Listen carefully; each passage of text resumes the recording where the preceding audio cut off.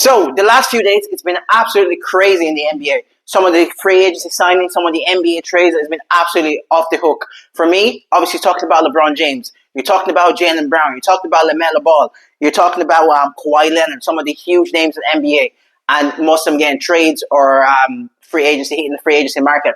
My name is Mons. This is all Ball with Mons. Just before I get started, if you haven't subscribed to my channel so far, please make sure you hit the subscribe button. Thank you very much. So let me just get started here. So with the NBA free agency, for me, it's one of the most exciting time of the year because this is where, if you're out of your contract, you can basically go to whatever team you want.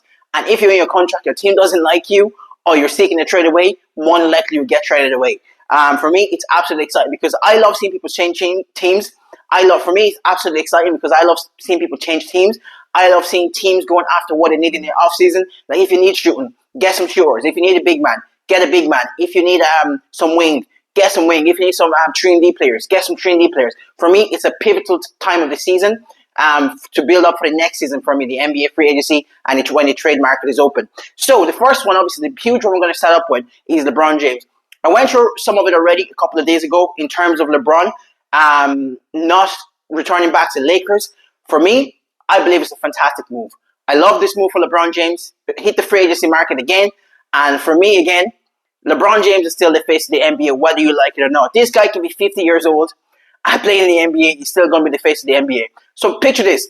A 41-year-old guy not returning to Lakers and is in the free agency market. And it's the biggest story of the offseason so far.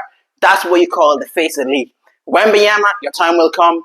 But for now, it's still LeBron James' league till the day he retires, in my opinion. For me, my sources are telling me that there's two teams in contention here for LeBron James. It's obviously the Golden State Warriors and the Minnesota Timberwolves, surprisingly.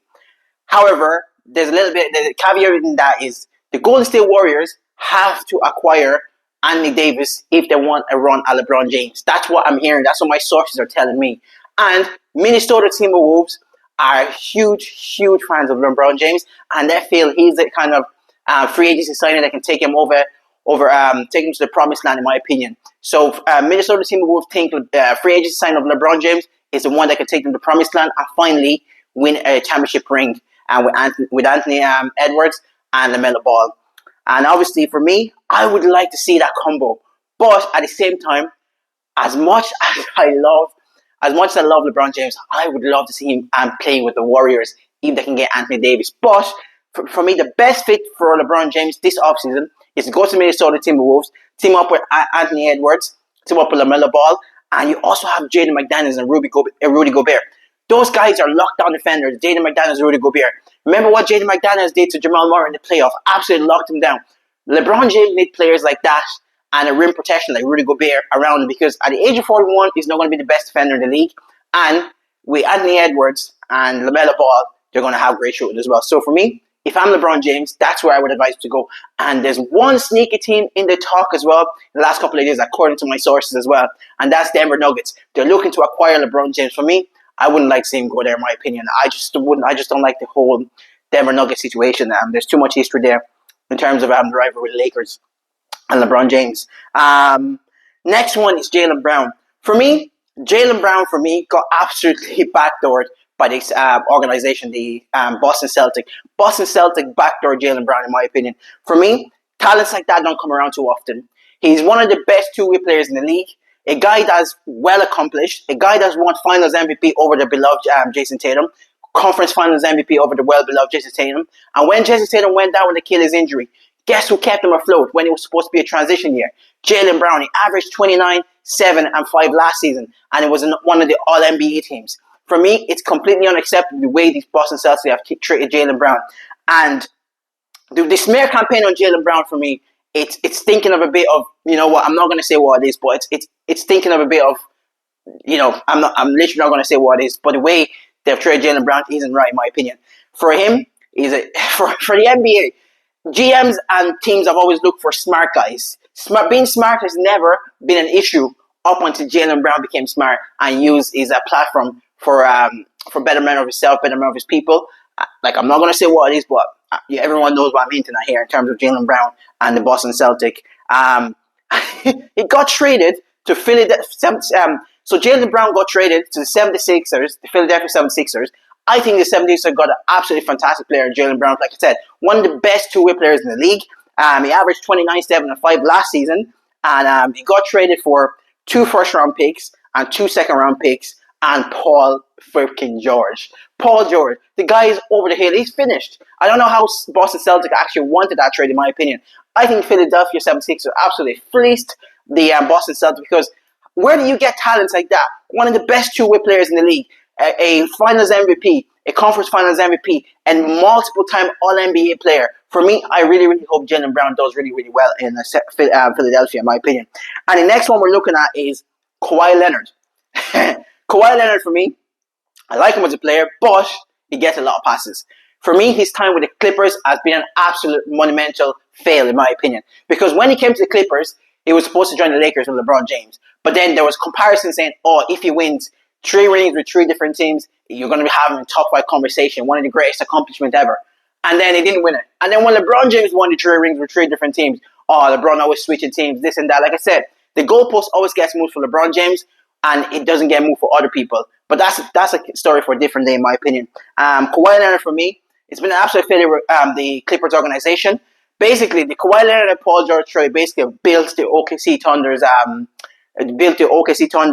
juggernaut for me. So the Kawhi Leonard and Paul George trade to the Clippers basically built the OKC dynasty. Without those two traded and given a haul to OKC, OKC wouldn't have been able to build a dynasty, in my opinion. And you know what? Clippers actually did well in this trade. They got Brandon Ingram back and Grady Dick, pause, and 2 first-round pick and 2 second-round pick and 1 pick swap. For me, that's a good haul for a guy out of his prime, 35, 36 years old guy that's always injured. So that's a good job by the Clippers, in my opinion. So next one we're going to look at is the state of the Lakers organization in terms of the free agency and some of the signings. So obviously, congratulations to Austin Reeves, because I'm a huge Austin Reeves fan. Love the guy. I love the passion. From an undrafted player to a guy who got max contract, for me, everything. I love that. I love seeing that. Great respect to Austin Reeves. But if you're the Lakers and you want to win the championship, you have Luka and Austin Reeves in the backcourt. Offensively, fantastic. But I am telling you, you're not going to scare a soul in the playoff when it comes to the playoff, because the other opposition guard are absolutely going to destroy your guys defensively, in my opinion. And then when you look at the Lakers, what they've also done is they acquire Walker Kessler. For me, fantastic big man. However, the guy's injury prone, and you gave him what? You gave him 4 years, $130 million. Huge money from Rob Pelinka gave to him, and you got him for what? 2 first-round picks in the year 2031 and 2033, and another 2 first-round pick swaps in 2028 and 2030. For me, the Lakers now, the next GM for the Lakers have a hell of a job in his hands, because now the Lakers have no first-round pick or any real asset till around 2033. That's huge, especially when you're looking to make trade in the in-season, trying to improve your team. And then the Lakers basically lost the defensive identity in losing Marcus Smart. And the guys who played well for the Lakers last season in Luke Kennard, he's gone as well. And obviously LeBron James is gone. And then Rob Pelinka thought he was cooking. But his brother, you're not cooking, brother. The food absolutely stinks. Get that shit out of here, man. Like I said, Rob Pelinka thinks it's cooking, but the food absolutely stinks. Get that shit out of here, man. So basically, you lost Marcus Smart, you lost Luke Kennard, you lost LeBron James, and you're signing Colin Sexton to a 2-year, $90 million. For me, absolutely terrible. Sandro Mamukelashvili, 4 years, $52 million with player option. Absolutely stinking deal as well. And then you give Quentin Grimes 4 years, $60 million. That's a terrible job as a GM. Like, what is Rob Pelinka thinking? And some fans online say, oh, Rob Pelinka is cooking. Nah. The food that brother cooking is absolutely stinking. Get that weak shit out of here, man. And then, like, what's his obsession with signing guards? You have Luka and Austin Reeves. Like, Lakers have, for years, have needed wings and centers. You signed Walker Kessler, yes. You need wings. But yeah, you're signing Colin Sexton. You're signing Quentin Grimes. Guards, I don't know what's going on with Rob Pelinka. But that's pretty much it for me. Please, if you made it to the end of my video, please make sure you hit the subscribe button. Thank you very much. Peace out.